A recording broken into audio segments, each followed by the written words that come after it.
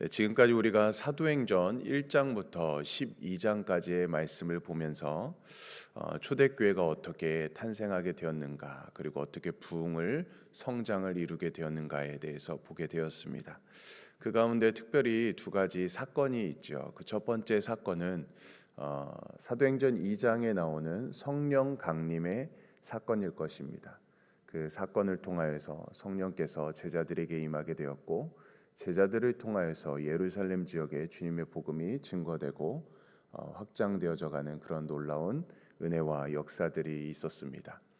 자, 그리고 그 이후에 또 중요한 사건은 스데반 집사님의 그 순교 사건이죠. 스데반 집사님의 순교를 시점으로 이 교회에 핍박이 또 박해가 일어나게 되었습니다.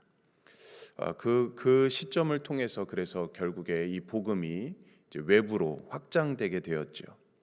오히려 이제 예루살렘을 벗어나서 이 복음이 유대 땅과 사마리아와 그 말씀 그대로 이제 땅 끝까지 주님의 복음이 증거되게 되었습니다. 뿐만 아니라 로마 백부장 고넬료의 회심을 통해서 보는 것처럼 이방인들에게까지 이 복음이 증거되게 되었다. 자, 이처럼 오순절 성령 강림 그리고 박해로 인해서 흩어짐이라는 이 초대교회의 이 두 가지 큰 사건을 통해서 이 1장과 2장까지의 말씀을 통해서 우리가 함께 그 내용들을 보게 되었습니다. 자, 이제 오늘 우리가 읽은 이 13장은 이제 또 한 번 중요한 전환이 일어나는 장면이 나오게 되지요. 드디어 이 사도 바울, 많은 성경을 기록했던 이 사도 바울이 이 사도행전의 전면에 등장하게 됩니다.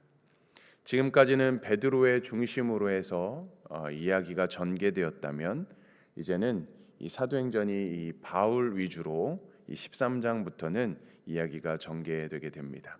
그야말로 사도행전이라고도 말하지만 이제 바울 행전이라고도 말할 만한 그런 변화가 나타나게 됩니다. 그만큼 이 바울의 사역에 초점을 두게 되는 것이죠. 집중하게 되는 것입니다. 자, 그래서 오늘 우리가 읽은 이 본문은 바로 이 안디옥 교회에 대해서 이 최초의 선교사를 파송하는 그런 장면으로 시작합니다. 이 안디옥 교회는 어떤 교회인가? 이제 막 생겨난 그런 개척교회와 같은 그런 교회였습니다. 폭발적인 부흥을 이루었다고는 하지만 이 예루살렘 교회에 비하면 역시 역사나 또 규모적으로 좀 작은 그런 교회라고 할 수가 있는 것이죠. 안디옥 교회. 자, 그렇지만 이 초대교회 세계 선교에 가장 어떻게 보면 앞장섰다라고도 볼 수 있는 교회가 바로 이 안디옥 교회였습니다. 이런 것을 볼 때에 교회가 꼭 대형 교회를 이루어야 할 필요는 없는 것 같습니다. 오늘날 이 땅에 많은 교회들이 규모나 또 시설이나 성도 수를 자랑하지만 그 자랑이 오늘 안디옥 교회를 보면은 어떻게 보면은 무익하다라고 여겨질 수도 있습니다. 교회가 왜 부흥을 해야 하나? 그 이유 단 하나, 큰 교회에 걸맞는 주님의 일, 하나님의 나라를 확장하는 위에 더 크고 많은 일들을 하기 위해서이지 않나, 다른 이유는 없지 않나라는 생각을 해보게 됩니다. 많이 맡긴 자에게는 많이 찾으실 것이고 적게 맡긴 자에게는 적게 찾으실 것입니다. 중요한 건 큰 교회는 큰 교회대로 그에 맞는 걸맞는 주의 일을 하는 것이고, 하나님 나라에 확장하는 일에 얼마나 힘쓰고 있는가, 그것이 중요한 것이지요. 또 작은 교회는 작은 교회대로 얼마나 주님의 일을 감당하고 있는가. 큰 교회나 작은 교회나 각자 그 주신 분량에 따라서 얼마나 하나님의 나라를 위해서 힘쓰고 있는가, 그것이 중요한 것이다라는 생각을 해보게 됩니다. 자, 그래서 오늘 안디옥 교회를 보면 초대교회 일대 전환을 이루는 그런 사건이 작은 교회로부터 시작되었다라는 것이죠. 자, 그래서 기독교 최초의 선교사를 파송하는데 그게 바로 바나바 그리고 사울입니다. 공식적으로 해외 선교사를 파송해서 복음 전파에 앞장서게 된 것이죠. 자, 교회의 자랑은 그래서 무엇입니까? 건물을 자랑하는 것, 성도 수를 자랑하는 것, 역사와 전통을 자랑하는 게 아닙니다. 물론 그렇게 이루기까지는 정말 많은 일들이 있었고 대단한 것은 맞지만 교회는 오직 예수 그리스도의 십자가만을 자랑하는 것이죠. 다시 말하면 우리에게 주신 주님의 은혜만을 자랑하는 것이고 그 은혜를 증거하는 것이 바로 교회인 것입니다. 자, 그렇다면 좀 더 구체적으로 오늘 안디옥 교회 어떤 교회였는지 우리 1절을 통해서 함께 보겠습니다. 1절 말씀입니다.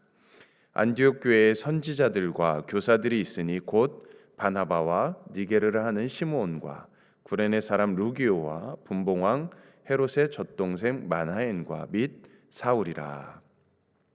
자, 여기 1절 말씀해 보니까요.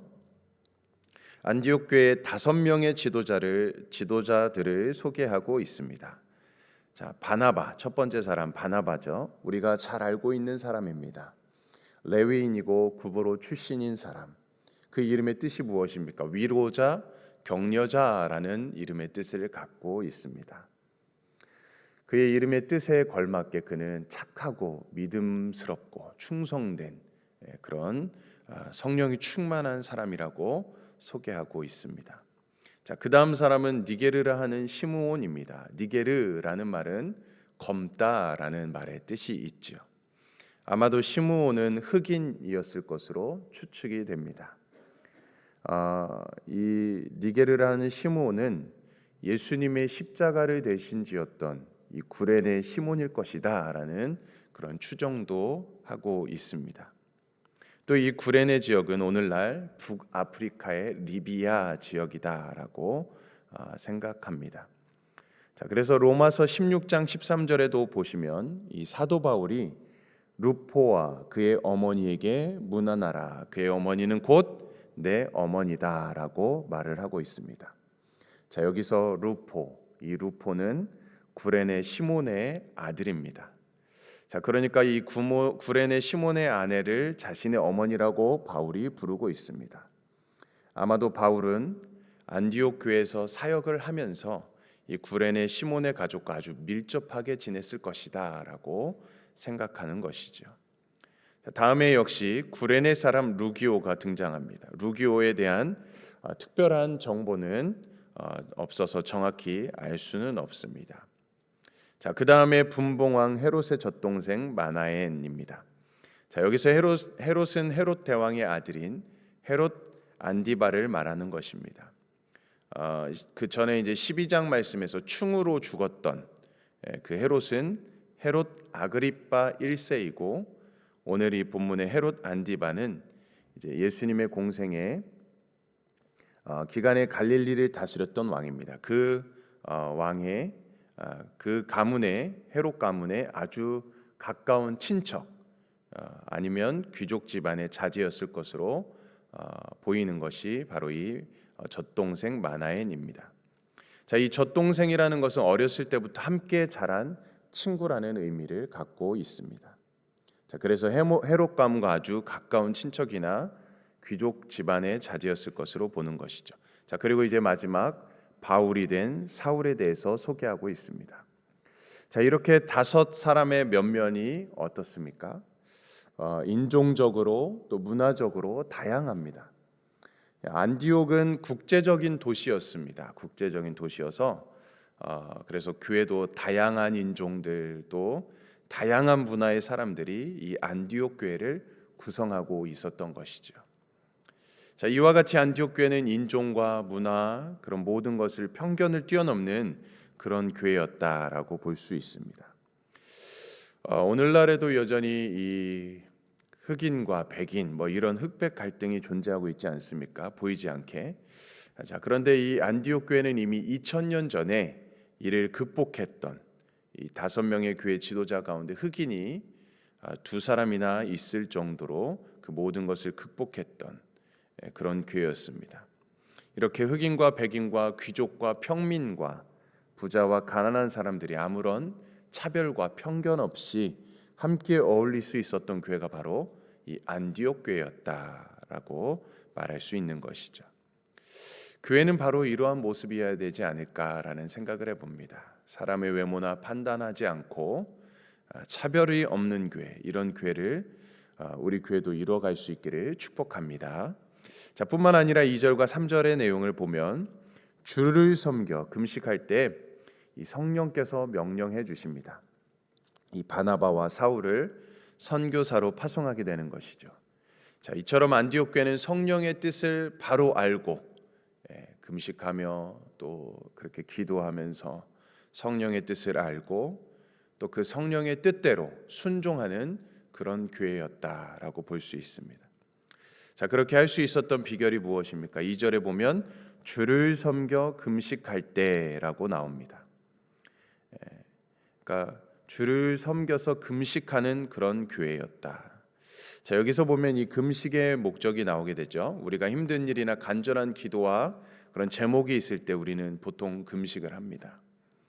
또 혹은 어떤 영적인 훈련과 또 성장을 위해서도 금식을 합니다. 자, 그런데 금식의 가장 근본적인 목적은 주를 섬기기 위한 것이다라는 것을 말해주고 있습니다. 금식을 통해서 주님의 뜻을 구하는 것이고 주님께서 주시는 사명을 발견하는 것이고 또 그것을 감당하기 위해서 금식을 하는 것, 주를 섬겨 금식했다. 그러니까 인간적인 그런 가장 기본적인 욕구, 그 음식을 끊으면서 내 뜻과 내 생각을 구하고 있는 것은 아닌지 겸손히 자신을 돌아보면서 하나님의 뜻을 구하는 것. 그래서 우리 예수님께서도 공생애를 시작하기 전에 금식하면서 기도하지 않았습니까? 자, 그렇게 안디옥 교회는 금식하며 간절히 주를 섬겼습니다. 그래서 성령님의 뜻을 따르고 순종하고 바나바와 사울을 선교사로 보내기로 결의한 것입니다. 여러분, 이것이 얼마나 대단한 일입니까? 이 바나바와 사울은 어떻게 보면 안디옥 교회에 꼭 필요한 너무나도 귀한 그런 존재들이었습니다. 어떻게 보면 안디옥 교회를 이렇게 이루어가는 부흥하는 성장시키는데 1등 공신이라고도 할 수 있는 그런 인물들이었습니다. 이 5명의 지도자가 있었지만 어떻게 보면 그 두 사람은 그 교회의 가장 핵심적인 인물이었습니다. 바나바를 통해서 얼마나 많은 교인들이 위로를 받고 격려를 받으면서 많은 힘을 얻었을 것입니다. 그리고 또 사울은 말씀을 또 잘 가르치면서 또 이렇게 말씀으로 잘 성장할 수 있도록 했던 신약의 대다수를 기록했던 그런 인물이지 않습니까? 그래서 이 사울을 통해서 이 설교 말씀을 듣고 하나님의 말씀을 배운다는 것이 또 얼마나 그 교회적으로는 큰 은혜이겠습니까? 자, 그런데 안디옥 교회는 이 2명의 일꾼을 세계 선교를 위해서 기꺼이 파송했다라는 것이죠. 자신들에게도 너무나 필요한 그런 사람들이지만 복음 전파를 위해서 기꺼이 2사람을 파송했다, 세웠다라는 것입니다. 이 안디옥 교회의 대단한 헌신과 희생이라고 말할 수 있는 것이죠. 여러분, 이러한 교회야말로 진정 생명력 있는 교회라는 것입니다. 그저 내 교회, 우리 교회만 국한된 것이 아니라 우리만 은혜 받고 우리만 행복한 것이 아니라 먼저 하나님의 나라를 구하는 것, 또 더 많은 사람을 구원을 받도록, 더 많은 사람이 생명을 얻도록 기꺼이 헌신하고 내어주고 섬기는 교회, 이런 교회가 진정 건강한 교회이고 생명이 넘치는 교회인 것이죠. 우리 교회에 직접적인 이득이 없고 우리 교회에 사람이 늘어나지 않을지라도 우리가 사랑을 나누고 생명을 전하고 다른 사람을 살리는데 힘을 쏟는 것, 그것이 진정한 교회의 부흥을 이루는 것이죠. 자, 사울과 바나바는 파송을 받아서 이제 제일 먼저 구브로로 향했습니다. 사도 바울의 1차 선교 여행이 드디어 시작이 된 것이죠. 자, 이 구브로는 바나바의 고향으로 큰 섬이었습니다. 현재는 키프로스 공화국이라는 나라입니다. 자, 거기서부터 전도가 시작된 것이죠. 자, 그래서 오늘 5절 말씀 뒤에 보면 요한을 수행원으로 두었습니다. 요한. 이 요한은 마가복음을 기록한 마가입니다. 마가는 로마식 이름이고 요한은 히브리식 이름입니다. 그는 또한 바나바의 조카이기도 하였습니다. 자, 그래서 수행원으로 사울과 바나바를 따랐던 것이죠. 자, 그렇게 바나바와 사울 일행은 구브로를 횡단해서 또 이제 바보에 이르게 됩니다. 이 바보는 구바보 그리고 신바보로 나누어지는데 사울 일행은 이 신바보에 머물게 됩니다. 자, 그곳에서 로마에서 파견된 총독 서기오 바울의 관저가 있습니다. 자, 그 6절과 7절 말씀에 보면 이 총독 서기오 바울은 바예수라라는 이 자를 참모로 두었습니다. 바예수. 예수의 아들이라는 이름의 뜻을 갖고 있죠. 바예수. 자, 구원자의 아들이다라는 의미인데 이름은 참 좋은데 하는 짓은 완전 딴판이었죠. 그는 거짓 선지자요, 마술사였습니다. 자, 8절의 내용에 보면 총독 서기오 바울이 예수님을 믿지 못하도록 이 바예수가 방해를 하고 있습니다. 또 9절 말씀에 보면 바울이라고 하는 사울이 성령이 충만하여 그를 주목했다라고 기록됩니다. 자, 여기서 우리가 먼저 생각할 것은 갑자기 사울의 이름이 바울로 바뀐다라는 것이죠. 왜 사울을 바울이라고 하는지 확실치는 않습니다. 사울은 히브리식 이름이고 바울은 로마식 이름이지요. 종종 사울은 큰 자이고 바울은 작은 자라는 의미이기에 교만했던 사울이 겸손한 자 바울로 변화되어서 그 이름을 바꾸었다. 자, 그렇게 우리가 은혜롭게 설명을 하지만 사실은 어떻게 보면은 정확한 설명은 아니죠. 바울이 작은 자라는 의미는 맞지만 사울은 큰 자라는 의미가 아니라 구하였다, 하나님께 청함을 받았다라는 뜻인 것입니다. 자, 그러면 왜 사울에서 바울로 이름이 바뀌었을까? 좀 궁금한 부분이기도 합니다. 사실 아무도 그것에 대해서 정확히 알 수는 없습니다. 그런데 다만 이 바울은 로마식 이름이다, 사울은 유대식 이름이다라는 것입니다. 그리고 또 본래 바울은 헬라파 유대인입니다. 자, 그래서 어려서부터 두 가지 이름을 다 가졌다라는 것도 의견도 있습니다. 마치 우리 자녀들이 미국에 와서 미국식 이름으로 이렇게 영어 이름으로 지는 것처럼 한국 이름과 또 이 미국식 영어 이름을 갖고 있는 것과 마찬가지인 것이죠. 자, 그러니까 사울이 바울이 된 것은 그가 예수님을 믿어서 이름이 바뀐 것이 아니라는 말입니다. 마치 아브람이 아브라함이 되었거나 또 시몬이 게바라고 바뀐 것과는 다른 차원이죠. 자, 어떤 분은 바울이 총독 서기오 바울에게 그 이름을 받았다라고 말하는 사람도 있습니다. 이방 선교를 위해서 로마식 이름을 쓰는 것을 좋겠다라고 해서 로마식 이름으로 바꾸었다라는 것이죠. 당시 로마인들은 유력한 귀족이나 권력자들과 민첩한 관계가 있었습니다. 그의 이름은 그래서 그를 보호하기 받기 위해서 허락을 받아서 그의 성씨를 따르게 됩니다. 그게 어떻게 보면 좀 일반적인 그런 일이었다고 합니다. 그래서 사울은 총독 서기오 바울이 회심하자 그에게 바울이라는 이름을 받아서 그 이름을 썼다라는 그런 설명을 하는 사람도 있습니다. 그러니까 본래 어려서부터 바울이라는 이름을 가지고 있었거나 본문의 서기오 바울에 의해서 이름을 바꾸었거나 이제 두 가지겠죠.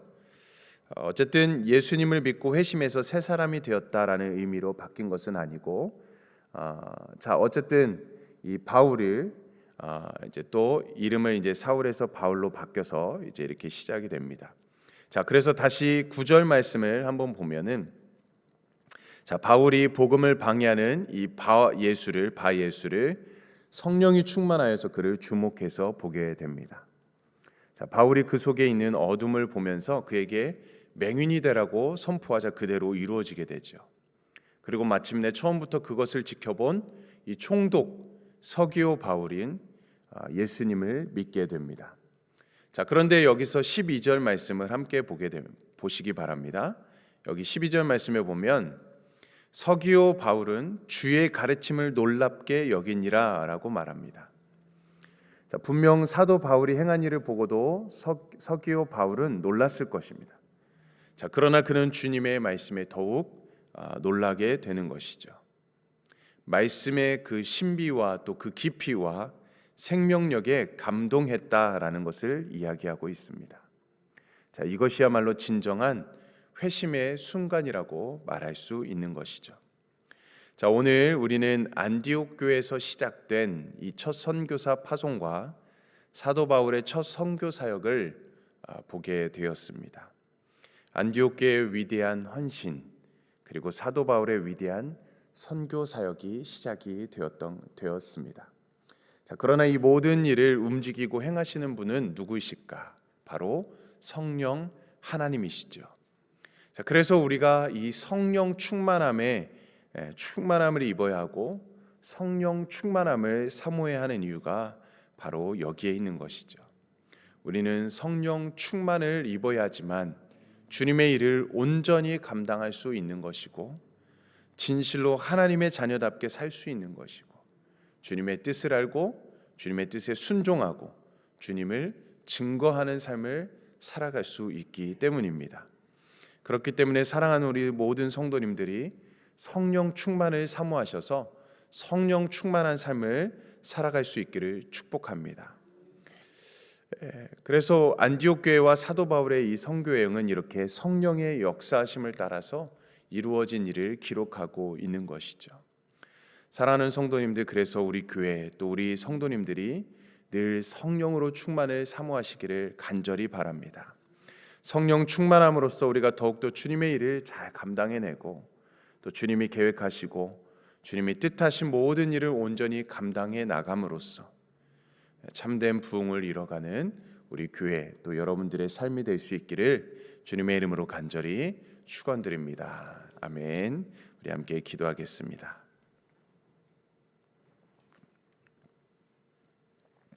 사랑과 은혜가 풍성하신 하나님 아버지, 오늘 우리에게 주신 말씀을 통해서 초대교회의 순종과 성령의 역사를 다시 한번 생각하게 하심에 감사를 드립니다. 안디옥 교회가 금식하며 기도할 때 성령께서 바나바와 사울을 따로 세워 주님의 선교 사명을 맡기셨던 것처럼 우리도 우리의 예배와 기도를 기뻐 받으시고 각 사람을 향한 하나님의 뜻을 분별하게 하여 주시옵소서. 하나님, 우리의 삶 속에도 성령의 음성보다 앞서려는 생각, 또 하나님의 일을 막아서는 영적인 방해들이 있다면 그 모든 것들을 물리쳐 주시옵소서. 사도 바울에게 주셨던 담대함과 권능을 우리에게도 허락하셔서 진리를 왜곡하는 어둠의 앞에서 침묵하지 않고 예수 그리스도의 복음을 분명히 증거하는 믿음의 사람들이 되게 하여 주시옵소서. 총독 서기오 바울이 하나님의 말씀을 듣고 놀라 믿었던 것처럼 우리의 가정도 일터와 교회를 통해서 주님의 복음의 능력이 나타나게 하시고 말씀을 듣는 자마다 주님께로 돌아오는 은혜의 역사가 일어나게 하여 주시옵소서. 오늘도 이 새벽에 받은 말씀을 우리의 마음 깊이 새기게 하시고 오늘 하루도 성령의 인도하심에 민감하게 순종하며 살아가게 하시고 우리를 부르신 하나님의 선교적 사명을 기억하며 어디서든 주님의 증인으로 살아가게 하여 주시옵소서. 모든 영광을 하나님께 올려드리며 우리를 구원하신 예수 그리스도의 이름으로 기도드리옵나이다. 아멘.